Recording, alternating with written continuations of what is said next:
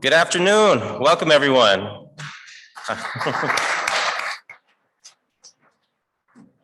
I'm Tom Limon. I'm the president-elect of Oakland Rotary.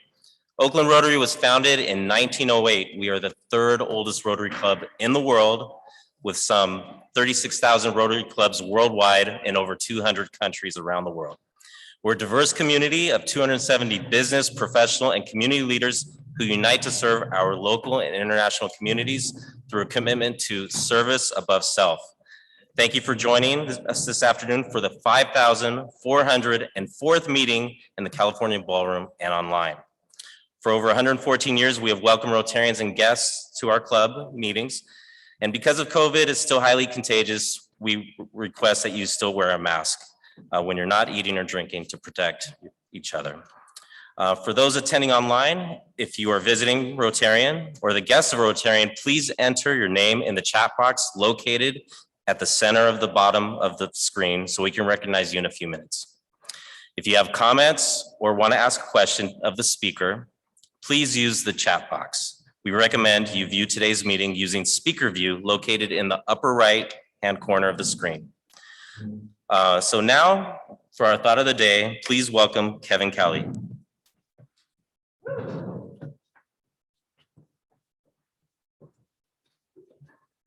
Happy Thursday, everybody. I have been recently binge watching Ted Lasso. Raise your hand, anybody that's been seeing the show. And there's this like fantastic scene where he has a big bet by shooting darts, and the person didn't really expect him to be a good dart player. And he quotes Walt Whitman, and I hadn't heard this quote in a long time, but be curious and not judgmental. And that's just something that I'm always trying to work on, right? Like just get to know people, find out what drives them, and not judge. So that's my thought of the day. Great, thank you. And Kevin, we're gonna get a double dose of Kevin today. He's also going to introduce today's speaker. Kevin is the Executive Director of Oakland Lacrosse Club here in Oakland. So please join me in reciting the Rotary Vision Statement. Together, we see a world where people unite. Please join me. Together, we see a world where people unite and take action to create lasting change across the globe, in our communities, and in ourselves. Okay, thank you. Guests are welcome to visit our club. Past President and past District Governor, past President Ed Jelen. Are there any visiting Rotarians today? Well, President-elect Tom, I don't see any visiting Rotarians. If anybody is a visiting Rotarian, please raise your hand. I am disappointed to have to report no visiting Rotarians today. Okay, thank you. Do we have any guests of Rotarians today?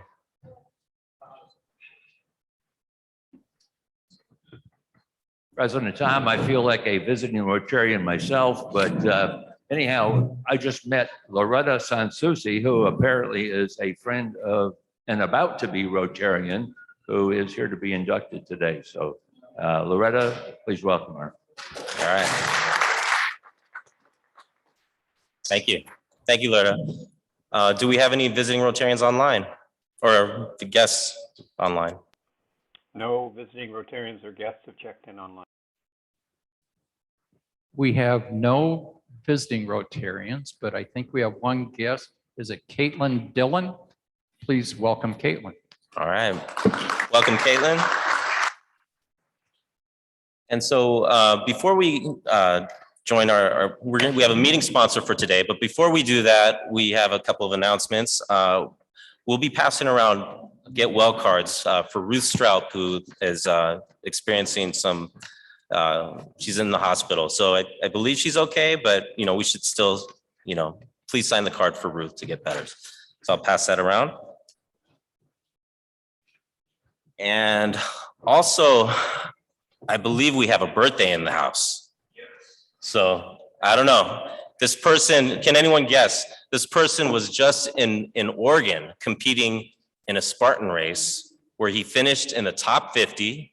He finished 50th overall. This is a really incredible, just difficult race. And he finished 7th in his division. And he has his sights on American Gladiators later this year. So can anyone guess who that might be? Isaac? No, it's not Isaac. It's not me.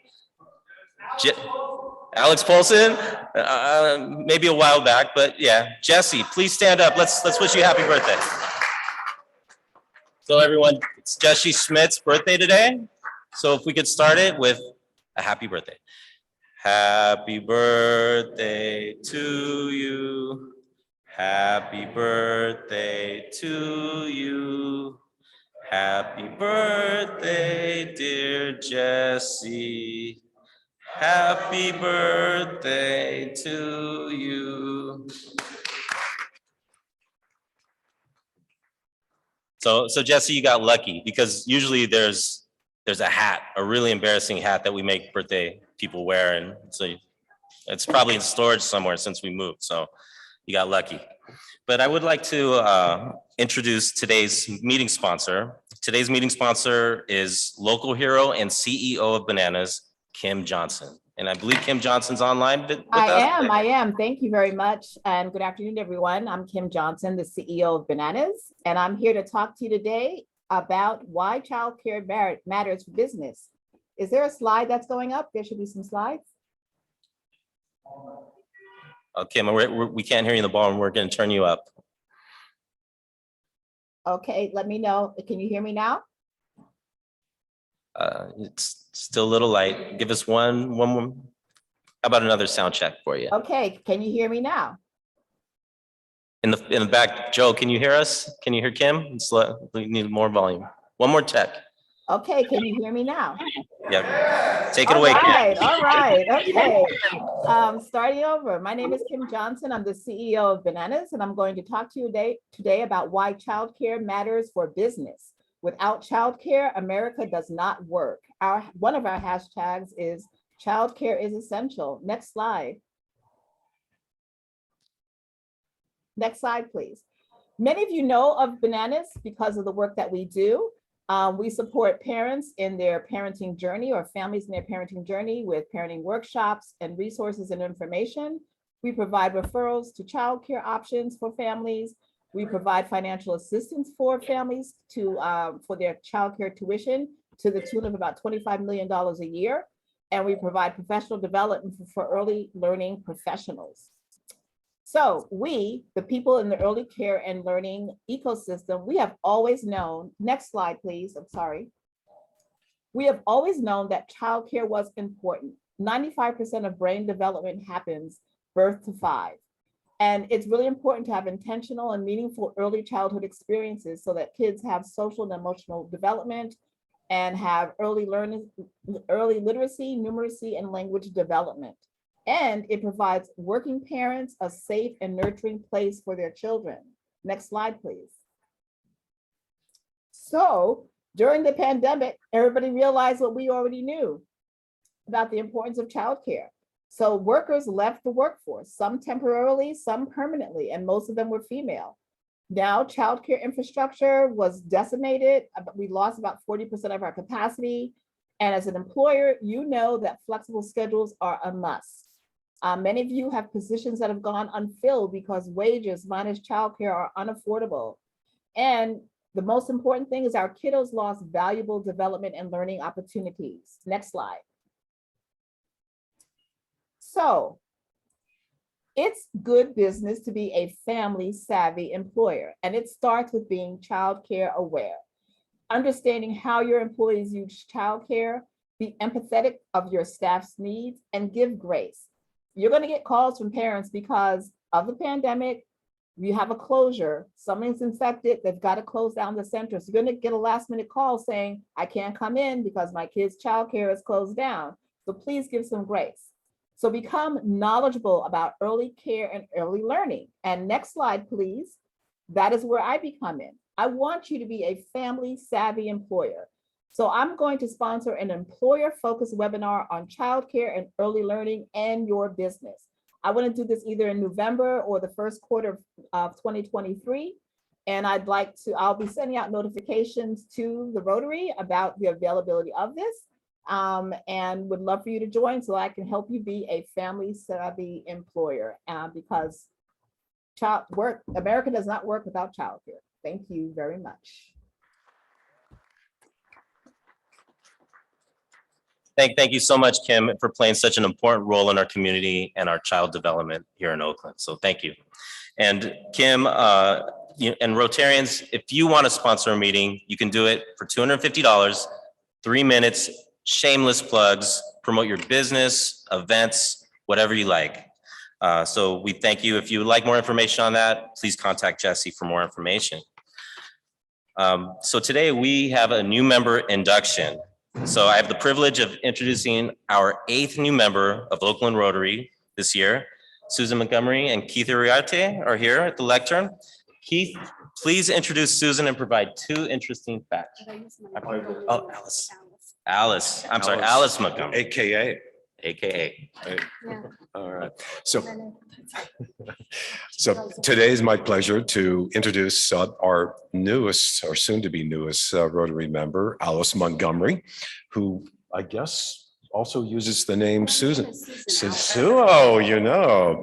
Okay. So anyway, Alice is a recently retired teacher, high school teacher, the Hayward Unified School District. And she has continued her passion for teaching. She is now a piano instructor and has a successful business in teaching children, adults piano. She also has a recently discovered interest, and that is something that got my interest. And if Stu Epstein is in the meeting, she has a newfound interest in a passion in wine. So this is something that's is good. Her creative skills also includes assisting, accompanying, and participating in the several productions at the Curtain Theater in Mill Valley. And so definitely a person with many talents. And so I'd like to introduce you to Alice Montgomery.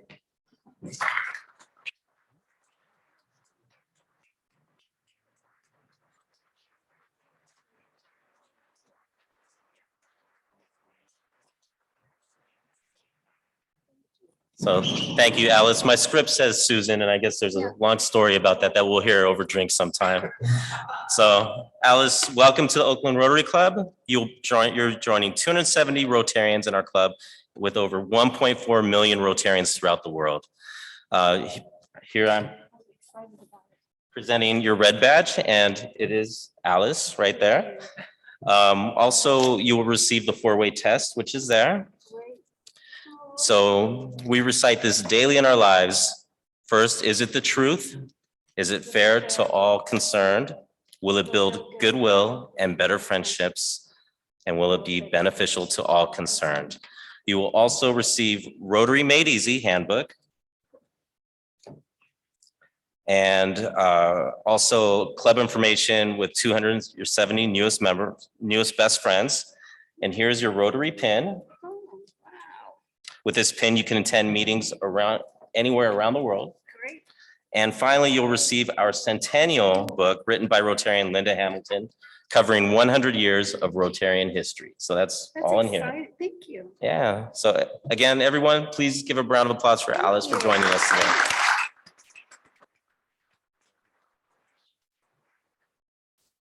Okay, your commitment as a new member is to attend meetings, participate service activities, practice service above self, and contributing to the Rotary Foundation and Oakland Rotary Endowment. So thank you.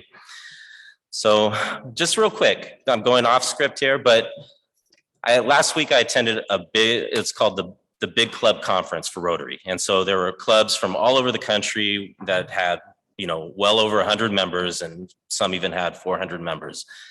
A lot of them have returned back in person, and a lot of them have provided lunch. So just wanted to get a little straw poll and just see how important is lunch to you. If we could provide lunch at, let's say, $20 or maybe $25, would that be of value to you? Would you like it? Okay, so from the straw poll, I'm seeing about probably about half the people in here, maybe more. And then online, if you could just say lunch or yes or no, that would be great. So thank you for that. So with the slide, if we could pull up the next slide. So National Hispanic Heritage Month recently kicked off on September 15th, honoring the histories, cultures, and contributions of Spain, Mexico, the Caribbean, Central and South America, and other locales with Hispanic influence. In celebration of Hispanic Heritage Month, the Rotary Club is planning a social event at the Oakland Ballet on Saturday, October 29th. The ballet will perform Luna Mexicana, one of the Bay Area's most elaborate Dia de los Muertos events. Like the celebration that inspires it. Luna Mexicana is a beautiful blend of exuberant dance, joyful music, colorful costumes, flowers, candles, food, and most of all, celebration of family. More information is to come, but yeah, we'll announce that when the tickets are available to register on our website. And with President Mary's absence, she allocated some time to talk about Hispanic Heritage Month. And so to be perfectly honest, it wasn't until recently that I even knew there was a Hispanic Heritage Month. So I looked into it more and wanted to share what I learned about the origin of Hispanic Heritage Month. So next slide, please. In 1968, Congressman George Brown first suggested that the country formally recognize Hispanic contributions. At the time, he represented much of East Los Angeles and the San Gabriel Valley, which was largely Hispanic. So Brown's proposed law would authorize the sitting president to annually proclaim the week of September 15th and 16th National Hispanic Heritage Week. The two September dates coincided with the independence from Spain, with Mexico being September 16th in 1810 and September 15th for Guatemala, Honduras, El Salvador, Nicaragua, and Costa Rica in 1821. After passage through Congress, the resolution was sent to President Lyndon Johnson for approval the same year. Early in Johnson's career, he taught grammar school near the Mexican border and supported Hispanic rights. He signed the resolution into law and on the same day issued the first National Hispanic Heritage Week proclamation. Fast forward 20 years after the National Hispanic Heritage Week in 1988, President Ronald Reagan signed into law for the week to be extended to a 30-day period. And on September 14th, 1989, President George Bush issued the first proclamation for National Hispanic Heritage Month from September 15th through October 15th. In recent years, its name has evolved to include variations such as Latinx Heritage Month. So next slide, please. And by a show of hands on this next slide, does anyone recognize the upper three people? Okay, show of hands, okay. What about the bottom three? Okay, Isaac, okay. Yep, so Isaac and Keith, nice. So these are three Latinx leaders that I personally admire. Frida Kahlo for her talent and fearlessness and pushing the boundaries of artistic expression. Cesar Chavez for his commitment to human rights and civil rights that have changed the world. Sonia Sotomayor, only the third woman, first woman of color, the first Hispanic, and first Latina to serve on the US Supreme Court since 2009. I've known the bottom three local leaders my entire life and feel fortunate to have them as role models. So the first is Joe Cotto, Oakland's first Latino elected official, serving in the 1972 City Council. He also ran for mayor in 1976 and lost to Lionel Wilson. He later became superintendent of Oakland Unified School District in the 80s and also most recently served on the California State Assembly. Jane Garcia, who I believe has spoken to our club before, is the CEO of Oakland-based medical provider La Clinica. Since 1982, she has grown the organization from $2 million to a $110 million organization, employing over 1,000 people and serving 86,000 patients annually across 35 sites in 3 East Bay counties. And last but not least, Arabella Martinez was the founder of the Fruitvale-based Unity Council, which was founded in 1964, which is one of the oldest community development corporations in the country. In 1977, Jimmy Carter appointed her to Assistant Secretary for the Office of Human Development Services in the Carter administration. And she was the first Latina to hold a sub-cabinet level position in the history of the country. So anyways, these are six remarkable people that I identify with. So thank you for letting me take that time.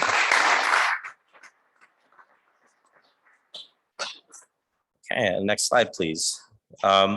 So October 22nd, one thing I liked at the big club conference was the way the club came together. They had a great time. They had, I think it was their 104th annual barbecue, and they put out an amazing spread. It was really incredible just to see how San Jose has run this club. And what I really identified with was the way there was just joy. With COVID, it's kind of brought us all a little down, and we've sort of isolated ourselves. But with San Jose, they've really made a strong effort to get people back together. And I think that that's really important to bring back these connections that we had. And it reminded me of what Oakland Rotary looked like pre-COVID, lots of joy and laughter. And, I think we need to have some more of that. So I just wanted to add that. Tying it into October 22nd, we have a Cal football game versus the Washington Huskies.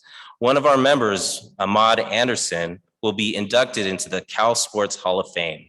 I think there are only like 330 people inducted, and a lot of them are famous football players, swimmers, other athletes, but a lot of recognizable names, and Ahmad Anderson is going to be among one of those. Ahmad was, I think this was brought up before, but he was the defensive captain for the big game in 1982. And then there's a chant, a famous chant that you can hear around the stadium at a Cal game that goes, "You know the story, you tell the story, you tell the whole damn world this is Bear territory." And when you have 50,000 people chanting that, we can thank Ahmad for that. Ahmad is considered the author of that, and he's being recognized as being an inspirational leader to the Cal football team. So the game is Saturday, October 22nd. We've purchased 50 tickets. And if you can't make it to the game, you can also buy a t-shirt. So we've created a t-shirt for Ahmad to share at the game and to show our support for Ahmad. Oh, we have a question? No? Okay. Oh, question. Bruce. I hope I can be heard. I'll tell you, a season ago, Oh, can we get Bruce a microphone, please?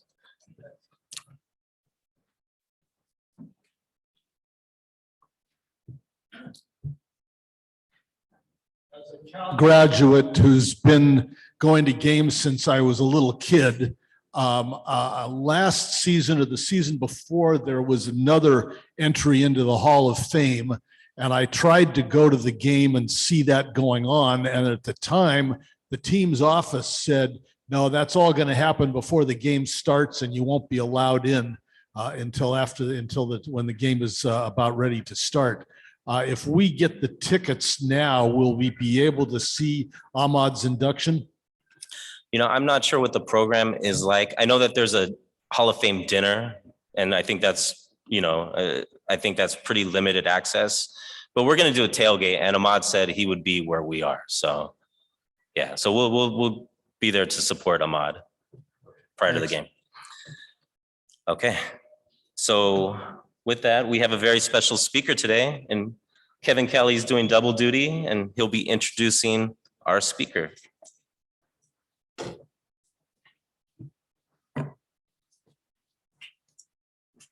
Really excited and proud to introduce Jill Vialet today. I want to explain why Jill rocks. And so if you see her resume, played rugby, Harvard grad, teaches at Cal School of Haas School of Business, has started multiple nonprofits in Oakland, author, has done TED Talks. Missing anything? Mother of five. Mother of five, sorry, missed a big one. But I also want to talk about how just personally I've gotten to know Jill probably over the last 11 or 12 years and why she really rocks. The first thing, she's been working in youth development for over 30 years, and she takes really complex problems and solves them.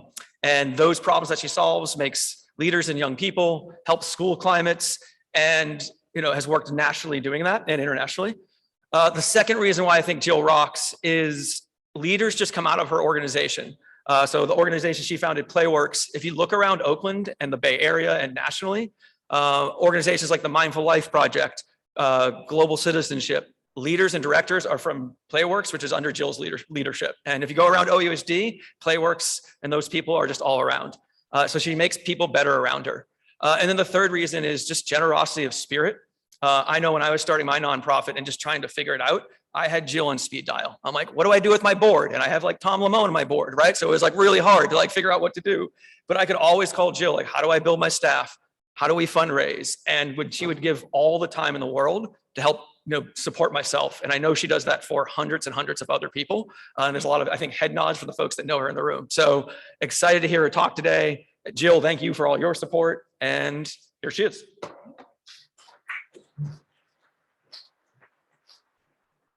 I'm going to stay on the mic. I was going to lab it up. And I wanted to acknowledge, well, so first off, thank you so much for having me. It's great to be here. It's great to be in a room of people who love Oakland and the East Bay. I wanted to give a shout out to Bananas and Kim.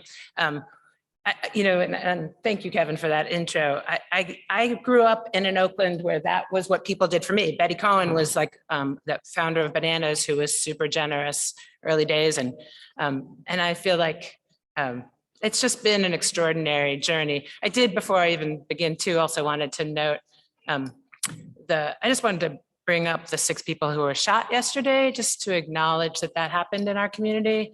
I'm not a person who thinks that thoughts and prayers are going to do what we need to do to end gun violence, but I am a person who has been thinking about them a lot and just wanted to acknowledge that happened. And we have a responsibility to take care of the people who take care of our children. So I wanted to call that out. I will get lighter, I swear. It won't be.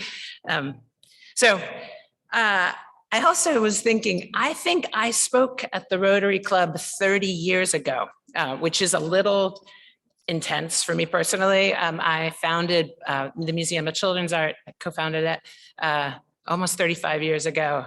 And actually one of the proudest professional accomplishments, to the point of really recognizing how we don't do these things alone and how much we need other people and the opportunities that exist for fostering leadership in those around us.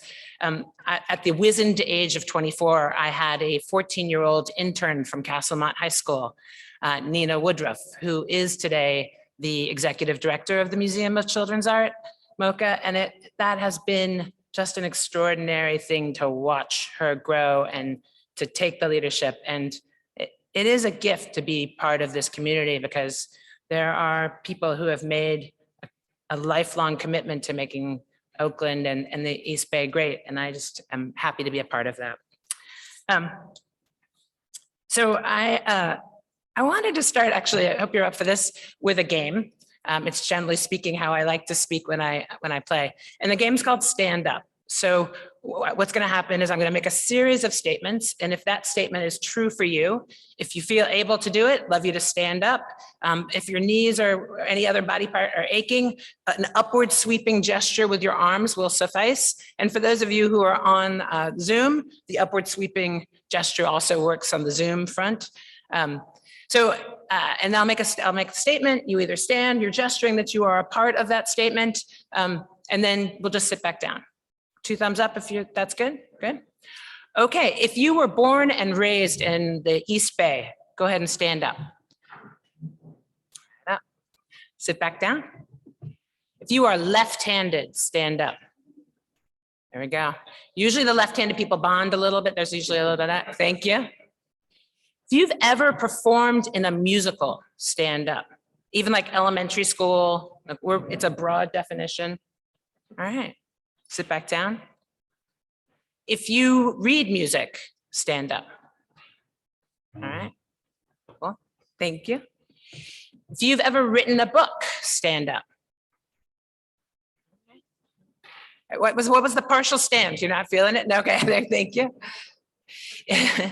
If you speak more than one language, stand up. All right. Awesome. Thank you. And if you have any Justin Timberlake in your collection of music stand up? Thank you. I appreciate the three of you are bringing sexy back. Thank you. All right, so I start with a game, partly because I want you to have just that hands-on experience of what your brain was like while we were playing and how it's different from just regularly listening to a human talk. That if you are like many people, what you noticed was while I was saying the things that we were playing, your consciousness shifted a little. You were maybe a little more focused on what I was saying because it might apply to you. You were more engaged with it. You were thinking about what the other people in the room were doing.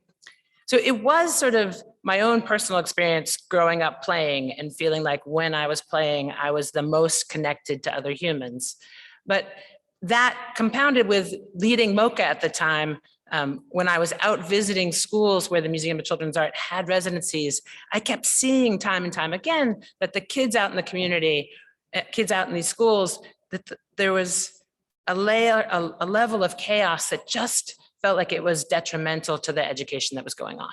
Now, I have a high tolerance for chaos, but I think there's good chaos and bad chaos. And the chaos I was seeing when I was visiting schools out at recess in a lot of places just felt like it was detracting from the learning that was possible.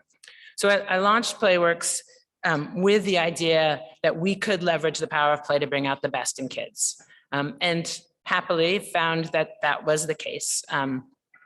We grew over the last 25 years to the place that when the pandemic hit in 3 years ago, we had a staff of about 510 people in 23 offices across the country, a budget of $40 million that was 60% earned revenue, and which was the thing that one of the things we were proudest of, right? Besides impact, the fact that schools were paying us all across the country to make sure that play was happening in a regular way.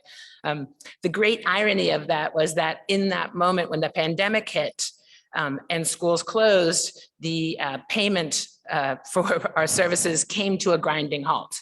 And so not to cause people any undue stress, remembering that moment in time, but the profound uncertainty and our inability to figure out what was coming next was pretty overwhelming. So at Playworks, we furloughed almost everyone to avoid going into bankruptcy. And then we got the PPP and we used it really, really well. But then in going into that next school year, again, the uncertainty continued. So we actually laid off, didn't hire back 300 of our staff. So we shrunk down to 200 people. And I included myself in those layoffs. Never one to miss a grand gesture of the CEO and founder laying herself off. It really did send a message, I think, to staff that this was an existential moment and we were doing what we could to survive it. I was a little bit, and again, not to sum it up how awful that period of time was, but there was just profound uncertainty. There was the pandemic was raging, people were dying, and we also were in the midst of a moment of really deep racial reckoning as a country. That summer was just tumultuous in the extreme. And I was for the first time in 25 years, not the employed leader of Playworks that I had been. And it was kind of rocked my identity. And I was wondering what I should do.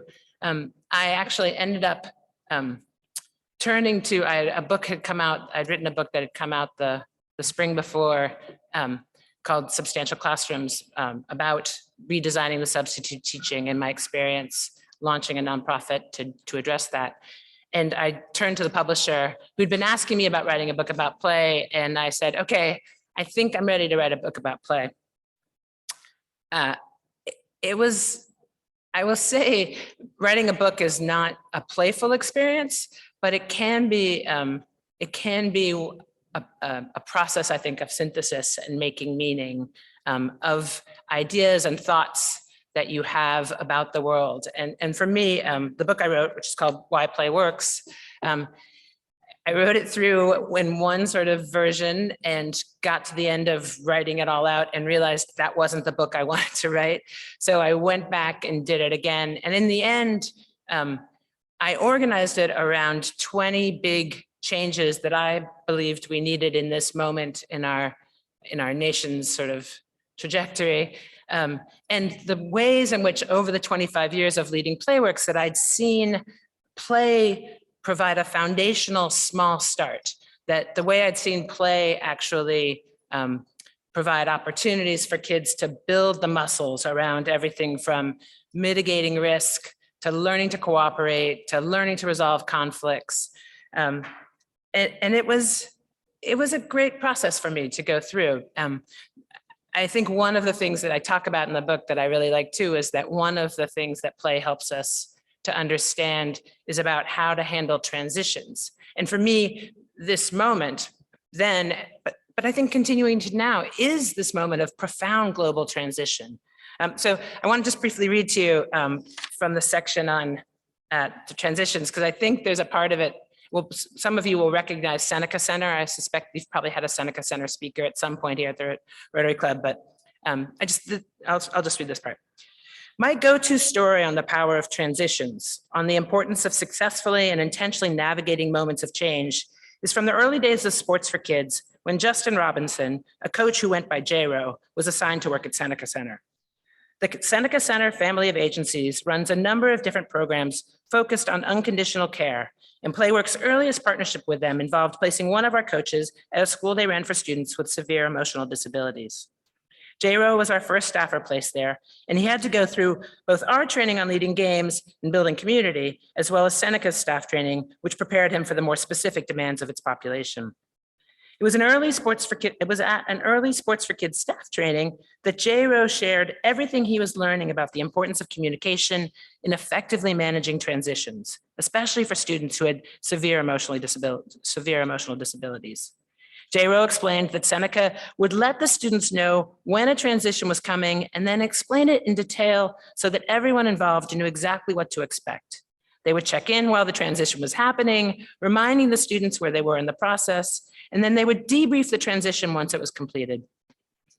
Although it sounded like a lot of extra effort, our staff members immediately latched on to the importance of this level of care in ensuring that everyone felt safe and able to make it work. They understood that this was what it took to set everyone up for success, and that the upside of spending time doing it far outweighed the downside of the hassle. Also, we quickly learned that by creating playful rituals to mark the transition and by turning over the management of these rituals to the students, we could basically transform the whole thing into a game. So I share that story in that excerpt from the book, partly because it felt so relevant and resonant with me in that moment when I laid myself off and was just trying to figure out what it meant in this moment. And I really was struck by, I don't know if you all remember this, in the 1970s, there was a book called Transitions. It was sort of by this guy, William Bridges. It was like an early version of like preceded What Color Is My Parachute or Passages. For those of you who also like me were conscious during the 70s, these were like large popular titles. And Bridges' breakdown of a transition, which I thought was so helpful and which I think so often shows up in play, is that any transition is made up of three parts. There's an ending, it starts with an ending, then there's this messy middle, and then there is a new beginning. And all of us develop over our lifetimes these patterns of how we handle transitions. And you see them in how we break up personal relationships, how we leave parties, they show up in all sorts of different ways. And so for me, when I laid myself off from Playworks, I really wanted to make sure that I honored leaving Playworks and what had come before, to really acknowledge that ending, and writing the book was that. And then to sit in the messy middle and not rush through it, because I'm a fan of getting to the shiny new thing. That's my personal pattern. And it was just super useful for me to not only have thought about this in the context, the very serious context of my own adult life, but also to be able to recognize the ways in which I had learned these behaviors, and I'd practiced with these behaviors through play. So the book that I ended up writing is very much aimed at what happens with kids in schools, but throughout, it really does try and make the bridge to the importance of these developmental experiences for kids. But again, also the importance of us as grownups continuing to have these developmental activities, because we know that we do not stop developing just because we get older, that there are, Jung wrote about it in great detail. There are developmental phases for each of the stages of our lives, and failing to attend to them can really create a lot of unhappiness for all of us. And play is this really under-recognized state of being, not unlike sleep in a lot of ways. This is an alternative form of consciousness that is essential to our biological functions and our emotional well-being. I do want to make sure that to have time for questions and stuff. I know this is a group that is very engaged with the community, and I will create some space for that. I did want to say that ultimately, being here in Oakland and growing with the city and watching it evolve and change over the years has really, I think, contributed to sort of a sense of resilience in me, and a desire to stay connected both locally while working nationally and internationally. I am so struck by how, in some ways, the more things change, the more they stay the same. And being out in the schools and watching different leaders who have come and gone, the folks who have stayed and persisted throughout, the educators and the leaders in our schools. I am so inspired and feel so lucky that I've been able to be a part, infusing play and to remind people that ultimately the thing that is going to see us through are the relationships we have and the connections we continue to really care for and tend. So I will stop there, and if there are questions, I'm happy to take some. Yeah, there we go. I knew you'd come first. I knew you were coming for me. Hi. Hi, Jill. Gary.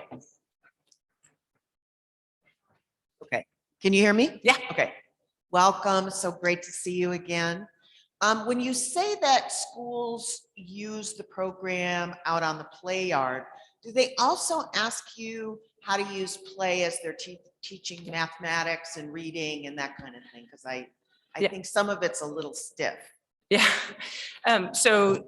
Yes, and it's a combination of our staff are out on the yard, but school teachers come out and they work side by side with the there's a portion of the program that's called Classroom Game Time, and because people may or may not know this, California has a state mandate around 200 minutes of physical education instruction for every 10 days. 200, yeah, for every 10 days of instruction. It's an unfunded mandate, and also to become a classroom teacher in California, you don't have to have any training in delivering physical education. So it's a little bit of a, how much do y'all really mean this sort of thing? So our staff often will work with the classroom teachers. They're available to support the classroom teachers in delivering physical activity.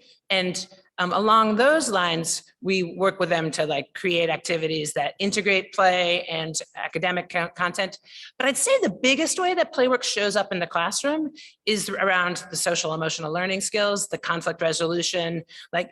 If you go to a school where Playworks is, and then you go into a classroom, the kids are using rock, paper, scissors to solve conflicts about who is in line first or who's going to present first, and other sort of pro-social skills that play is just a great foundation for learning.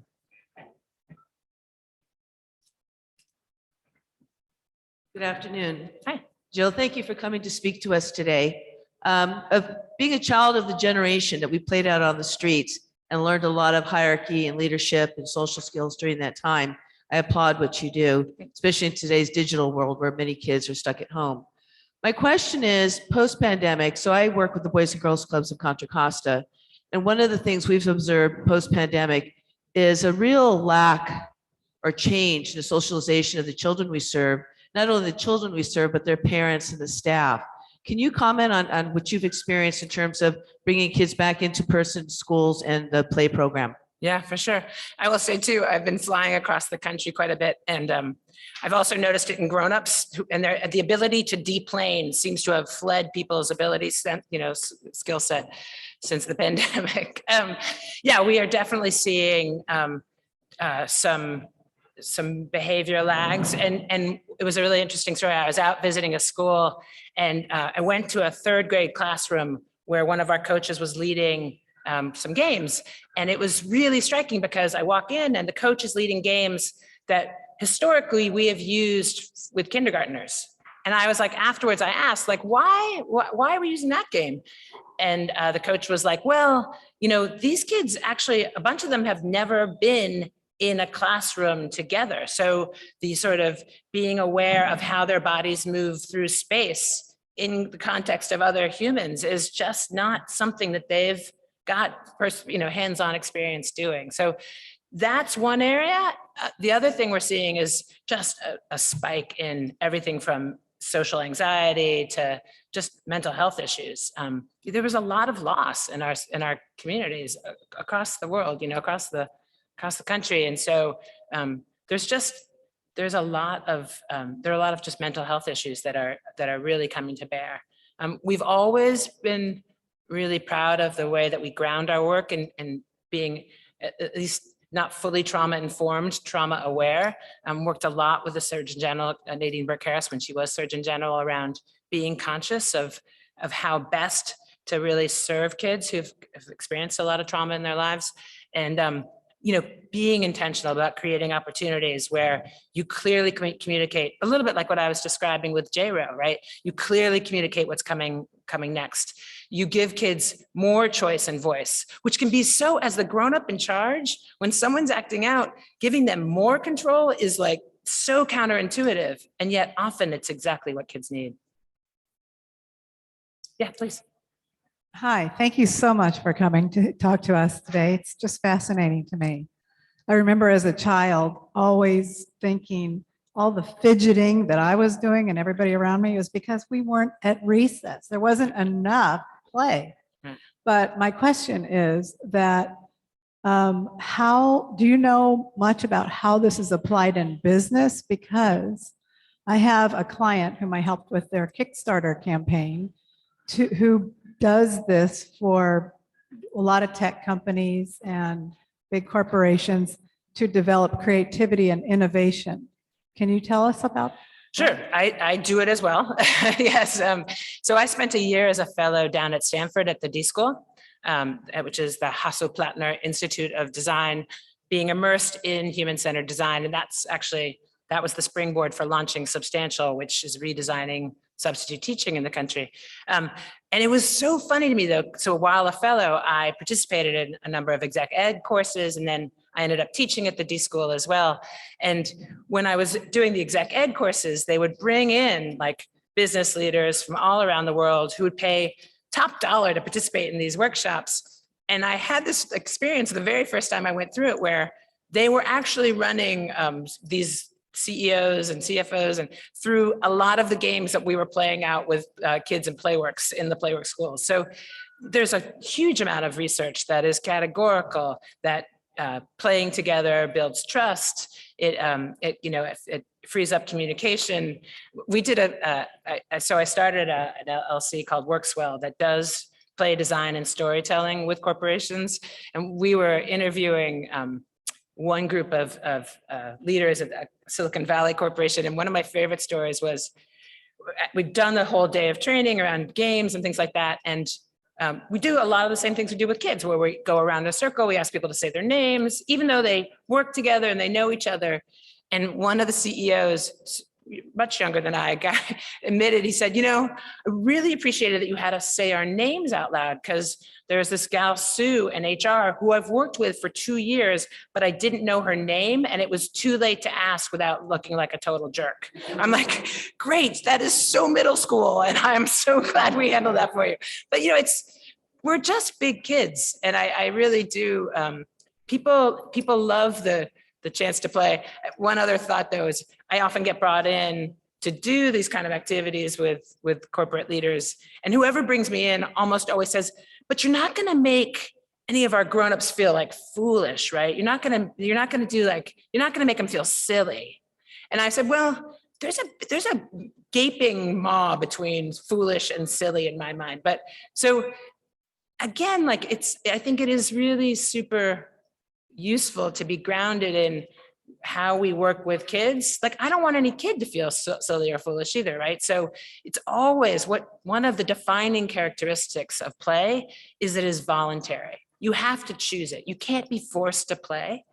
And I think remembering that, whether we're playing with kids or with grown-ups, really making sure that there is a level of intrinsic motivation in the participation and engagement, that changes everything in a dynamic. And I really do think it's fundamental, whether you're talking about workplaces or schools, that if you want people to find the best in themselves, if you want them to connect with others, the amount of control that you can give them, decisions they make about their own journey and path to engaging with others, the more likely you will succeed. Thank you so much. Great. That's one great thing about being with Oakland Rotary is we have so many great speakers, and we're able to highlight local rock stars like Jill for, sharing her innovation and vision and impact in Oakland. So thank you, Jill. Jill, as education is an area of focus for this year for Oakland Rotary, and we are partnered with the Oakland Promise. And so we are offering 8 $10,000 scholarships annually, and we are proud to support as many first generation youth to go to college. And in recognition of your presentation today, Oakland Rotary will make a donation in your name to Oakland Promise to support its kindergarten to college program for every child in Oakland. Yeah, thank you, Jill. So just going back, I believe we have a visiting Rotarian. Dudley, do you have some information on that, or? Oh, yeah. Can you use the mic on Rick?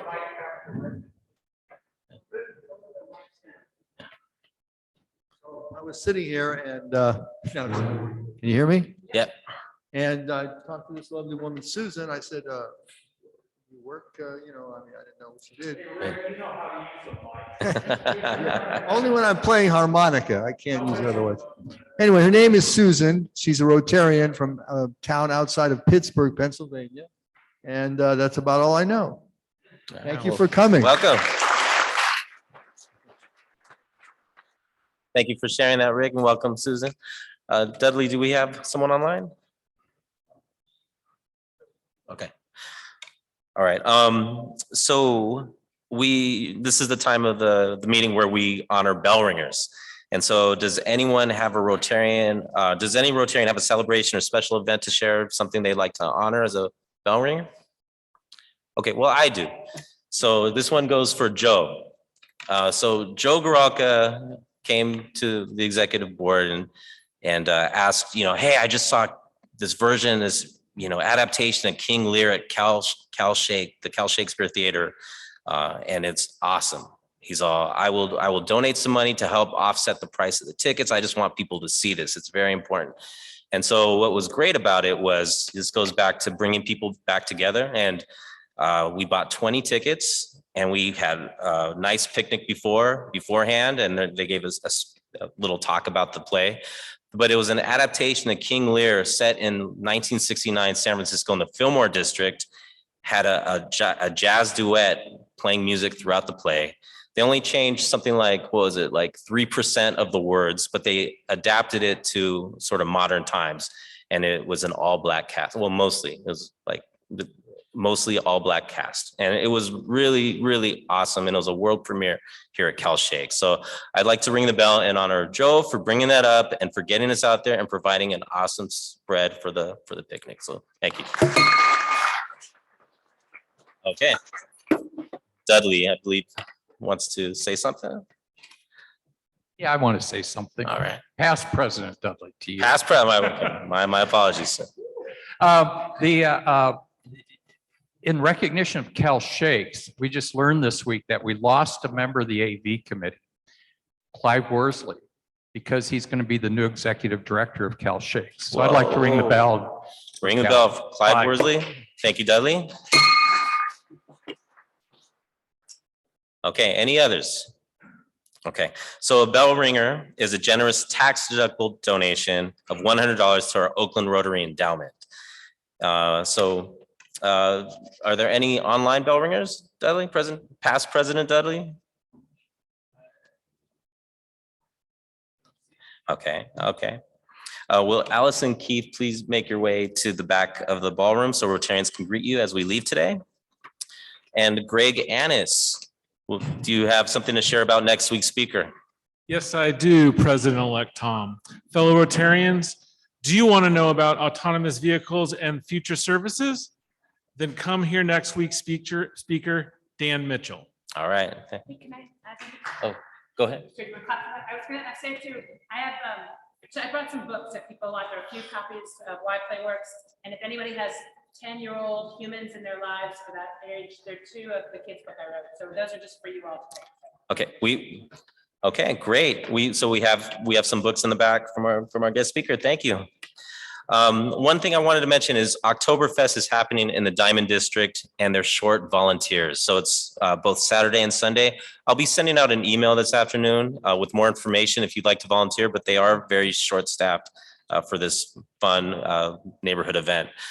So with ending this meeting, I'd like to thank Kevin Kelly for his thought of the day and introducing today's speaker, Alice for joining us as a new member, Jill for the awesome impact that you've made in our local community and making things fun and playful, and Greg for presenting the teaser for next week's speaker, and the production team, of course. Let's give them a round of applause for managing the meeting today. And then also next week's meeting will be a Zoom only meeting. So no ballroom, please don't come, stay at home, stay in your PJs, whatever. But anyways, this meeting is adjourned.